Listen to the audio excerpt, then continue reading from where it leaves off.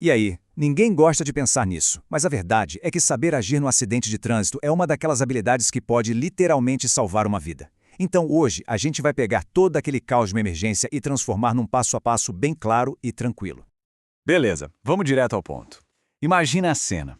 Um acidente aconteceu bem na frente de todo mundo. Carro batido, talvez gente machucada.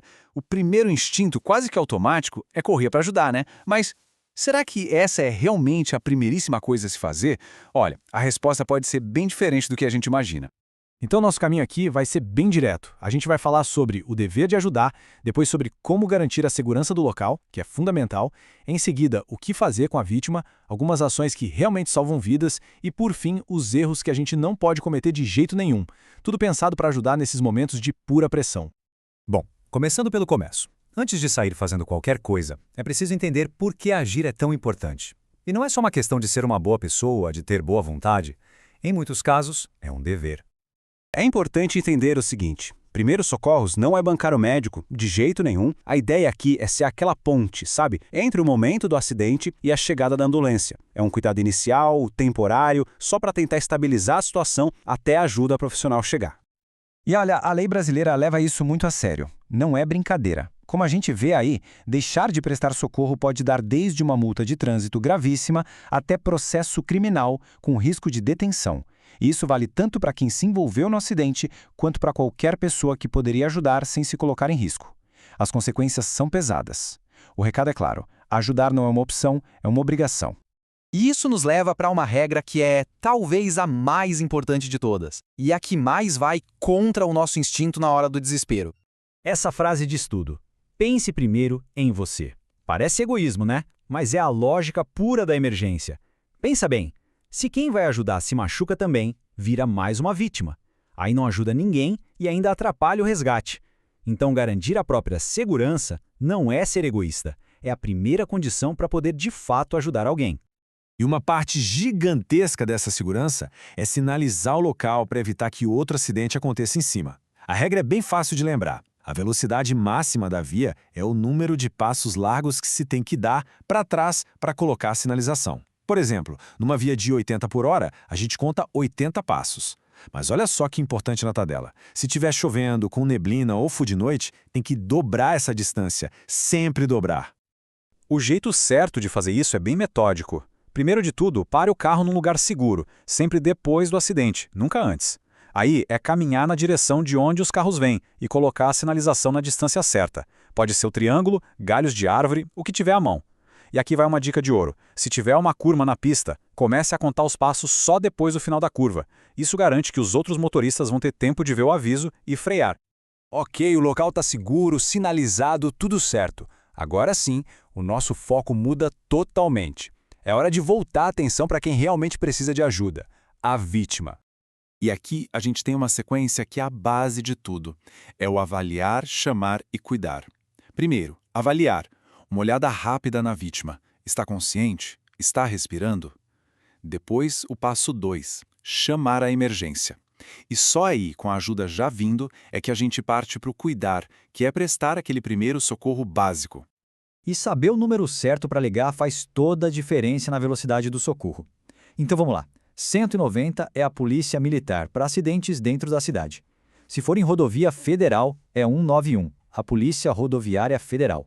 Para chamar a ambulância, o SAMU, o número é 192, e se tiver alguém preso nas ferragens ou algum risco de fogo, aí é 193, os bombeiros. E quando ligar, a informação passada tem que ser cirúrgica. É fundamental manter a calma e falar com clareza. Onde é o local exato? Tem algum ponto de referência? Quantas vítimas são? O que parece que elas têm? Tem alguém preso? Tudo isso ajuda a central a mandar o socorro certo, seja só uma ambulância ou uma equipe completa de resgate. Muito bem, agora a gente chega na parte prática, no coração do que se pode fazer. Existem duas situações que são super críticas e que uma ação rápida pode mudar tudo. A primeira delas é o sangramento grave. E aqui, a diferença visual é tudo. O sangramento arterial é o mais perigoso de todos. O sangue é bem vermelho, um vermelho vivo, e ele sai em jatos, pulsando junto com o coração. Isso é uma emergência gravíssima. Já o sangramento venoso, ele também é sério, claro, mas o sangue é mais escuro e escorre de forma contínua. Saber essa diferença já ajuda a gente a ter uma noção do perigo. E para controlar esse sangramento, a gente precisa agir direto no ponto. Pegue um pano limpo, uma gaze, o que tiver, e pressione com força em cima do ferimento. Se o sangue começar a encharcar o pano, não tire ele de jeito nenhum. Isso é atirar o coágulo que está começando a se formar. O certo é colocar outro pano por cima e continuar apertando. E se o machucado for num braço ou numa perna, levantar o membro. Deixar ele mais alto que o coração também ajuda bastante. É simples, mas muito eficaz. A outra situação de vida ou morte é a parada cardiorrespiratória, a famosa PCR. Os sinais são bem claros. A vítima está inconsciente e não responde a nada, não está respirando ou então a respiração está muito estranha, agoniada e não tem pulso. Basicamente, o coração parou de bater. E aqui, cada segundo é crucial. O legal é que o procedimento de massagem cardíaca foi simplificado para que qualquer pessoa possa fazer. Primeiro passo, checar se a vítima responde. Chacoalhe os ombros dela, chame alto. Nada? Então aponte para alguém e fale você. Ligue para 192 agora e imediatamente comece as compressões no meio do peito. Uma mão sobre a outra, braços esticados e empurre com força e bem rápido. E o mais importante, não pare. Continue fazendo isso até a ajuda chegar. Mas qual a velocidade certa? O ideal é fazer umas 100 compressões por minuto. Para ter uma ideia do ritmo, é só pensar na música Stayin' Alive dos Bee Gees. É exatamente aquela batida.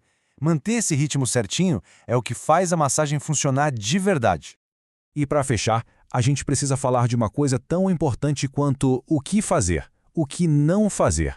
Porque às vezes a melhor ajuda é simplesmente não atrapalhar. Conhecer esses erros fatais evita que a gente piore uma situação que já está ruim. Primeiro e mais importante de todos, se existe a menor suspeita de lesão no pescoço ou nas costas, não mexa na vítima. De jeito nenhum. Um movimento errado pode causar uma lesão permanente na medula, pode deixar a pessoa paralítica. Deixa isso para os profissionais. A mesma lógica vale para o capacete de um motociclista. Nunca tente tirar. O capacete funciona como um colar cervical. Ele está ali estabilizando a cabeça e o pescoço. Só quem tem treinamento para isso, como os bombeiros e o pessoal do SAMU, sabe tirar do jeito certo. Outra coisa, por mais que pareça um gesto de cuidado, nunca dê água, comida ou qualquer líquido para uma vítima de acidente. Se a pessoa estiver um pouco inconsciente, ela pode engasgar. E mesmo que esteja consciente, ela pode precisar de uma cirurgia de emergência. E para isso tem que estar de estômago vazio. A regra é, nada pela boca. E no fim das contas, a reflexão que fica é essa. O primeiro socorro pode, de fato, ser a linha que separa a vida da morte.